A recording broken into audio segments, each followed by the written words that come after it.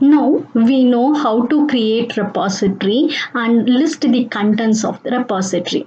If you want to do modification or add the contents to the file, then we need to take a copy of the repository in your system.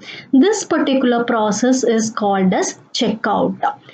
After checkout, you can add, modify the contents in your folder, whatever you want, you can do.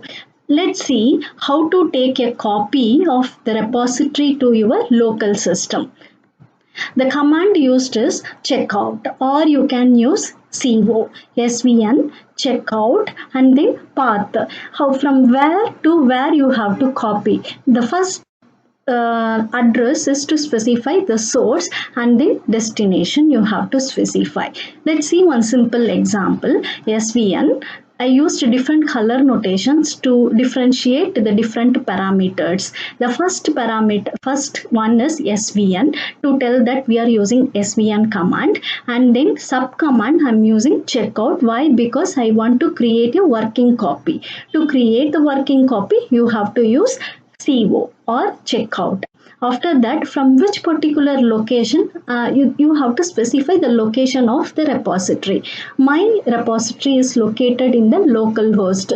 To specify the address from the local host, you have to use file colon triple slash the path you have to specify, and then from to where you have to copy that particular location you have to specify. If you want in subdirectory, then you can specify the absolute path or relative path you can specify. Let's see one simple example. Here you can see sudo svn, and I'm telling you checkout from the file from the source to destination. Initially you will get the revision 0. Let's see how to create working copy. The process of copy from the repository to the local space is called as checkout. To perform this operation, we have to use svn subcommand checkout. svn checkout, or you can use co, from where the path of the repository you have to specify. My repository is stored in the local disk, so I'm using file colon triple slash home, the path of the repository,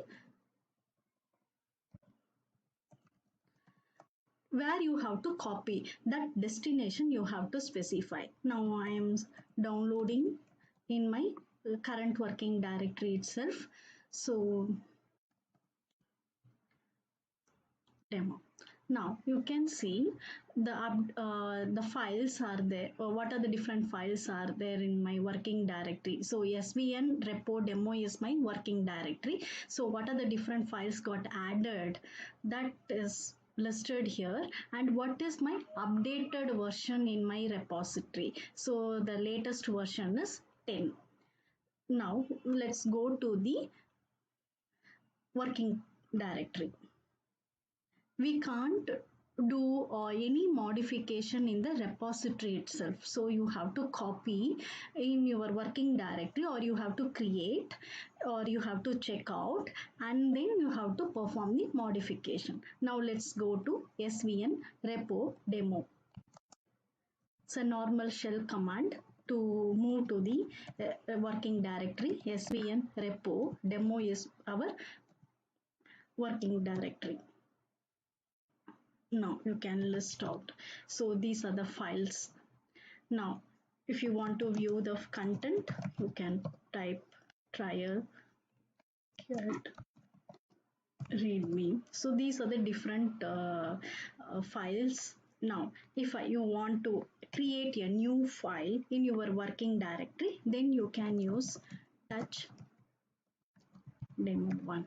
So the new file got created, and it is not stored in your working directory. It's not added in your working directory. To add demo 1 in the working directory, you have to use svn add the file name you have to specify. Now the file demo 1 got added in your working directory. It's not added in the repository, it's added in your working directory. Let's see how to create a directory. svn. If you want to know how to add directory, if you don't know the command, then you can type svn help mkdir,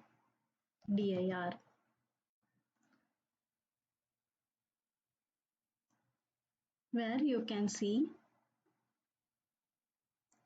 the syntax mkdir path.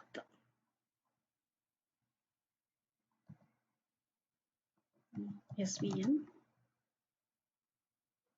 mkdir. I want to create hello world dot c. Oh, sorry, it's a directory. So program. Now the directory got created. Now let's see. See, the directory programs got created, and then the file demo1 is also there in my working directory. Now let's see how to add some contents to demo1. Now type gedit demo1. Can type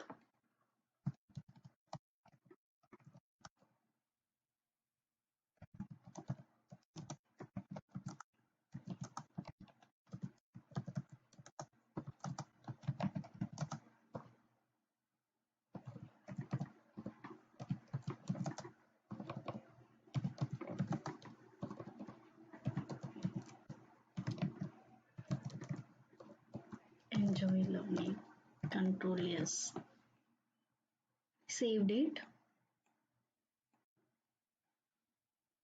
and then close. Now, whatever modification we did or what we added, it's not reflected in the repository.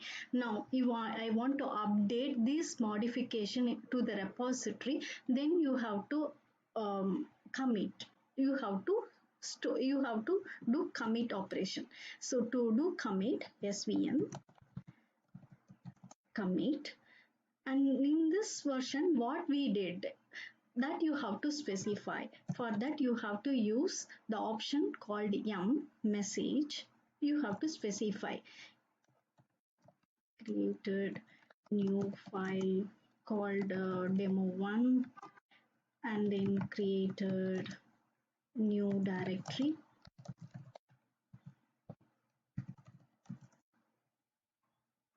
called programs. You have to specify, otherwise we won't know what we modified in this particular version. It's difficult to track. So can see here added, the file got added, the directory also added, and the committed revision was 11. When we downloaded, the revision was 10. Now the repository revision is 11. If you want to know the details, svn log you have to type. You can see what are the different modification we did, in which particular revision what modification we did, it will be there. See, line 1 directory 1 got deleted.